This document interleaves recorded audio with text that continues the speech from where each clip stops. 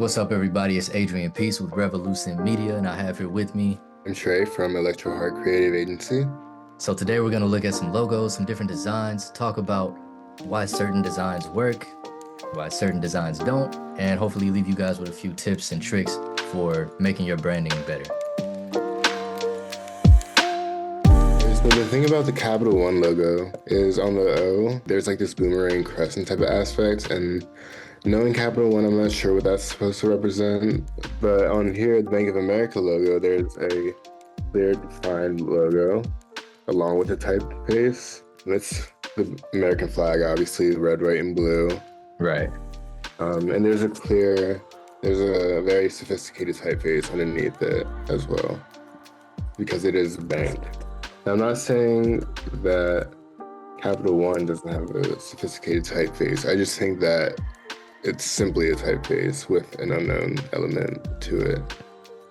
And it could benefit from a rebrand because of that reason. Maybe they emphasize the O, or that like did some type of graphic along with it that represented who they are. I don't want it to be too literal. It's not like a one or anything, but if they have some type of new graphic along with it, then it could work. Yeah, and the more I look at it, the more I hate it, actually. Now that you bring that up, I'm like, what is that?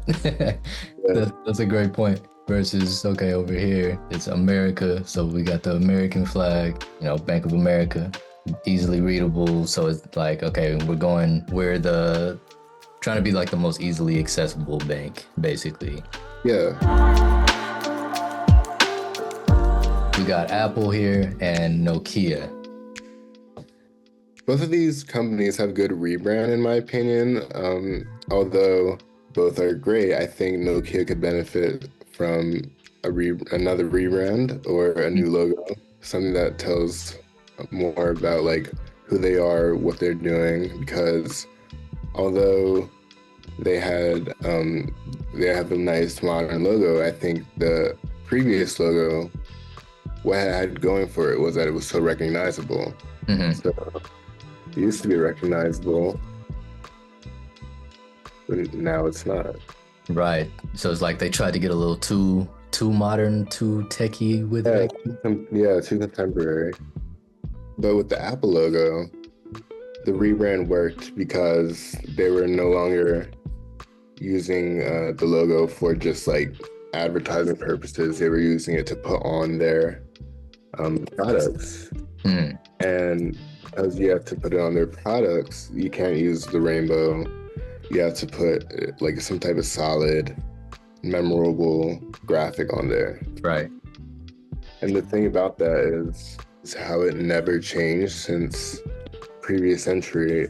Yeah, so it's like, whereas Nokia is like they tried to reinvent the wheel, Apple was like, all right, we're already iconic as a brand. Let's just build on what we already have.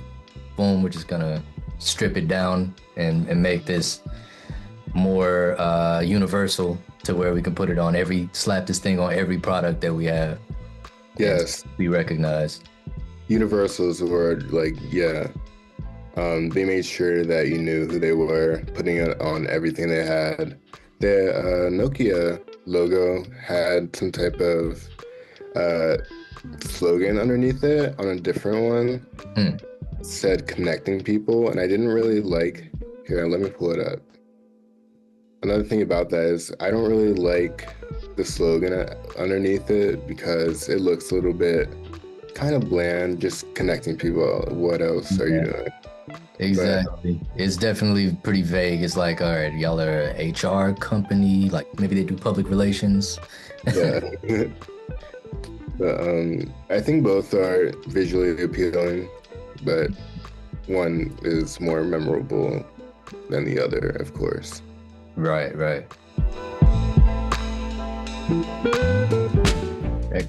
That green is a choice. Yeah, starting out, like I can just see the biggest thing was, like you said, the green. Yeah. I thought a different type of choice compared to Sheraton's more sophisticated, like up close, it looks like some type of muted brown. Mm-hmm. And that's more sophisticated and elegant, which is needed for some type of hotel, unless you're positioning yourself to be like some type of motel. But Holiday Inn is a well-known hotel. Exactly, like Inn and Suites, you know. Yeah. I look at that and I think like motel checking in at 2 a.m. on a hot, humid day in Florida. Yeah, but yeah, like that's where the typeface does matter. The logo, the font. The font definitely matters because, again, it's like this classic, elegant, and crisp font that they chose. I'm not sure what type of font they use, but it was crisp and elegant. Looks like money, luxury. Yeah, it's interesting how like the font can literally make you feel a certain way, like looking at it. Like I look at the Holiday Inn and like I said, it's like I'm seeing like Miami is hot. I'm ready to get inside, but you know, the room might have just a window unit. I don't know if the window unit's gonna work. Where I look at the Sheraton logo and I instantly feel cool, I feel cozy. I'm in my robe, you know what I'm saying? I might have just got out the hot tub. So it's just like very stark contrast. Yes. And I like the little established 1937 aspect to it. I thought that added like a nice little touch. It made the logo look a little bit more full and look more classic and like they know what they're doing because they've been here for so long. Right.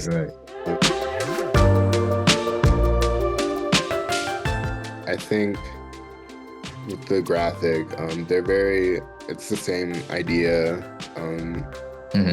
One looks more classic, one looks a little bit less formal, more informal.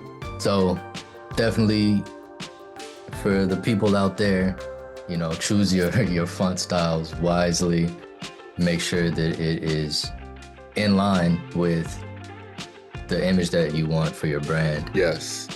Make sure the typeface looks good. It represents your brand, your story, your narrative, everything, because that small detail is everything.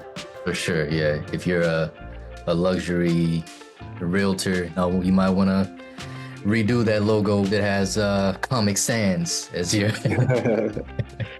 Yeah, of course. Go ahead and hire Trey to redo that one. Yes.